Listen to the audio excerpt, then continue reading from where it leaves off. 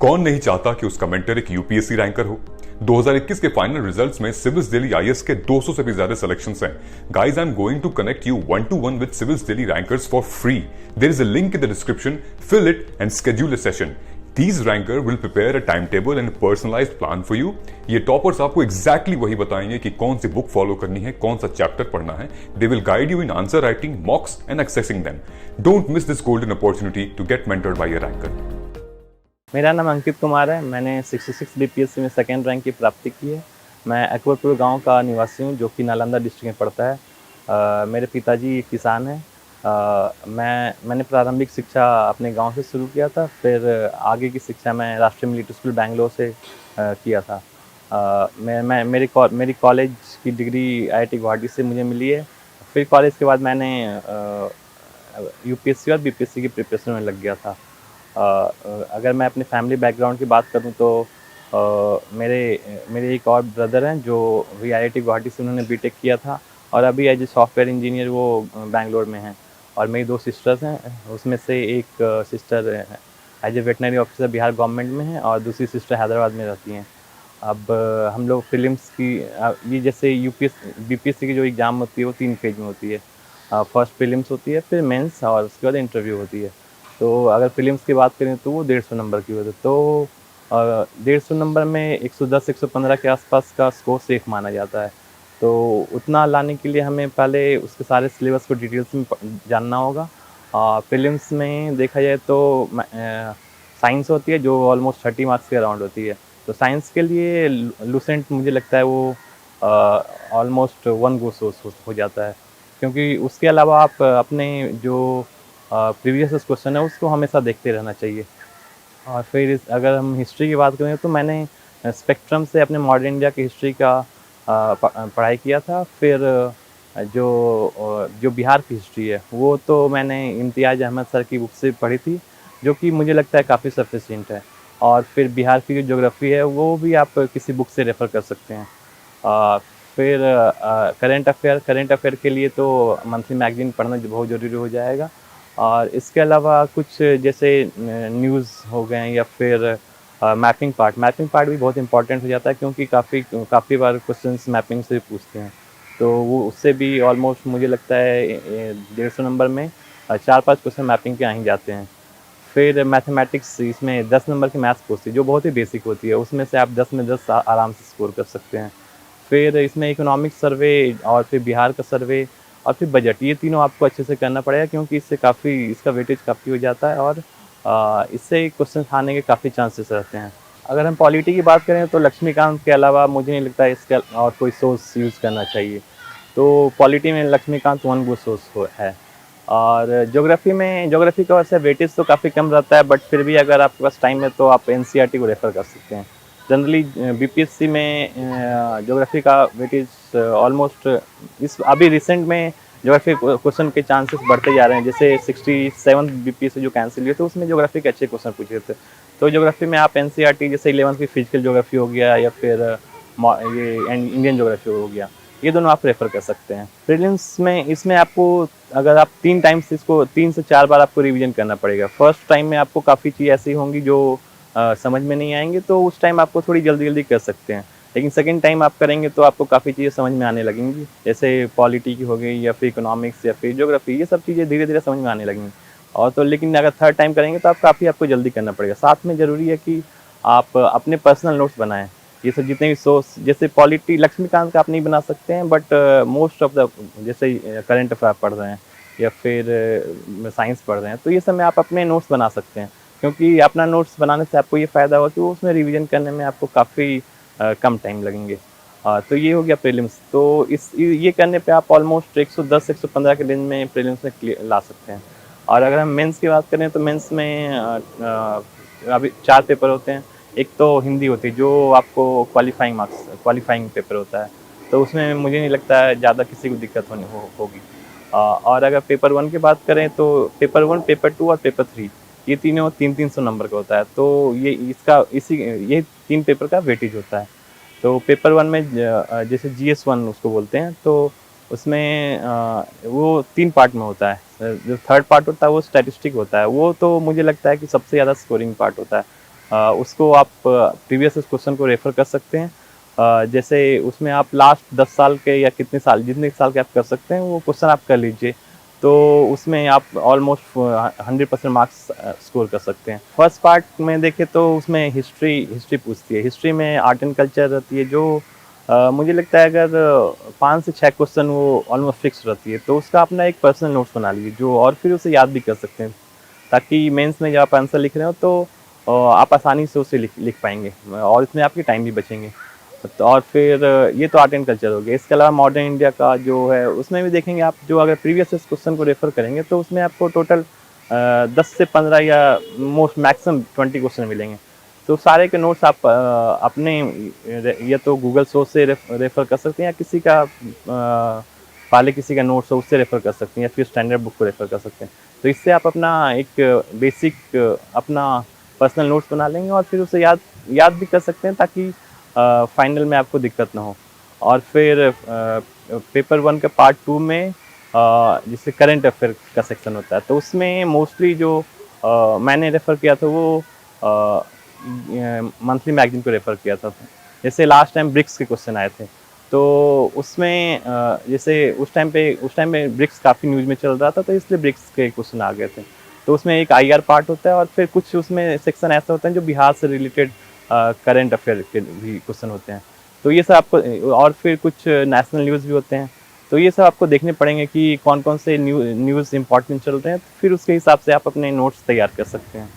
फिर अगर हम पेपर 2 की बात करें तो पेपर 2 में फर्स्ट सेक्शन में पॉलिटी होता है, और पॉलिटी का भी अगर आप इसमें भी प्रीवियस क्वेश्चन को रेफ़र करेंगे तो आप देखेंगे इसमें 20 टू 25 टॉपिक्स होते हैं, जो मतलब उसके आप नोट्स तैयार कर सकते हैं।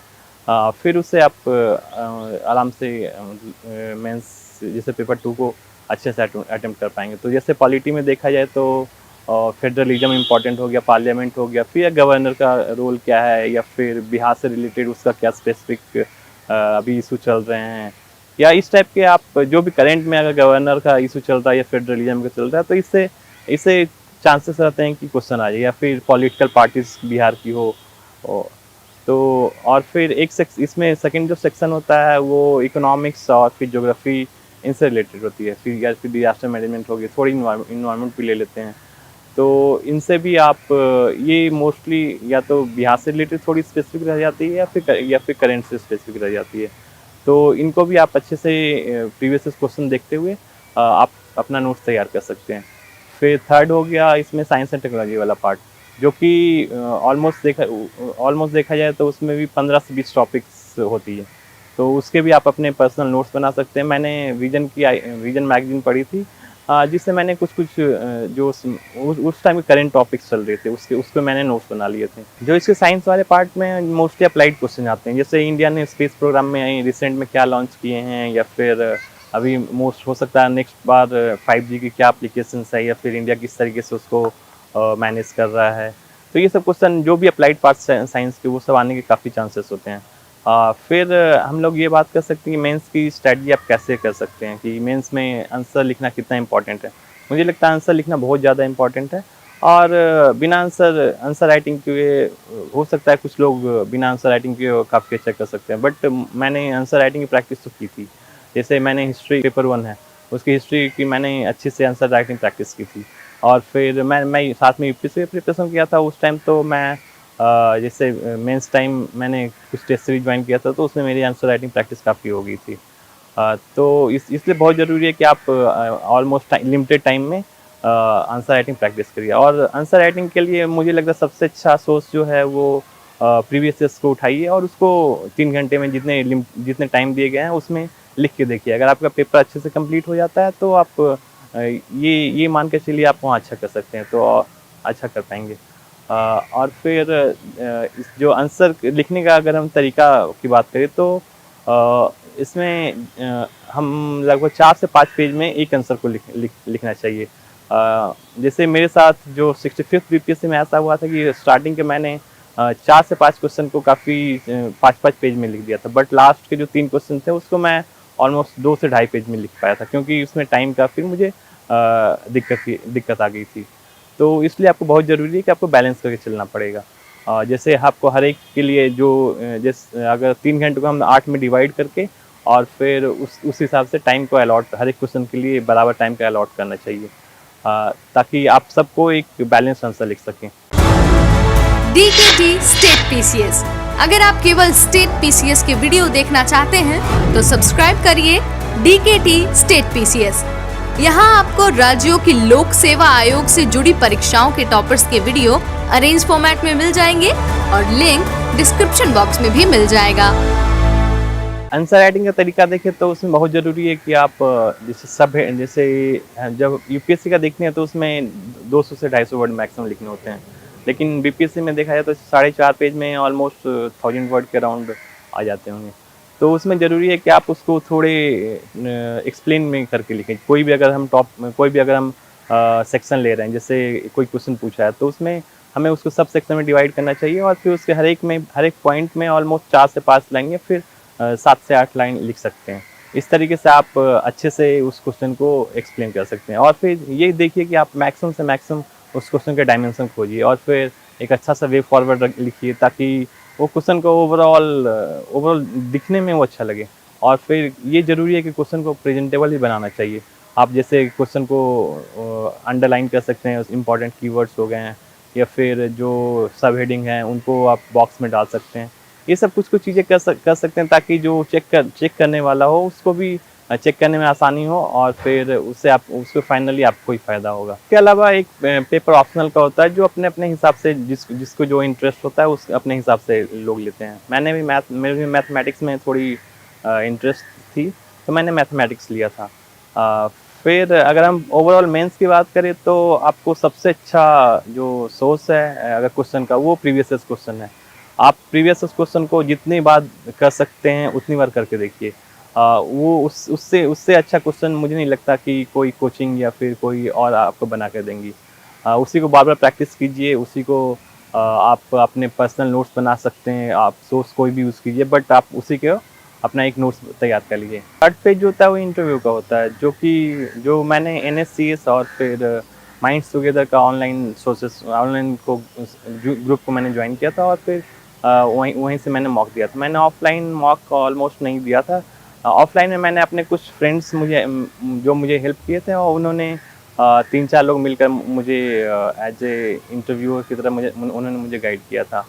और इंटरव्यू देखा जाए तो मेरा इंटरव्यू ऑलमोस्ट डिसेंट हुआ था और फिर इंटरव्यू देने के बाद मुझे लगा था कि मेरे चांसेस हैं कि मैं BPSC क्लियर कर पाऊँ। और अगर मैं अपने पढ़ने का तरीका की बात करूँ तो मैंने ग्रुप स्टडी में काफ़ी बिलीव किया है। जैसे मेरे फ्रेंड्स जिन्होंने क्लियर किया है उनके साथ मैं ग्रुप स्टडी मैंने काफ़ी की थी।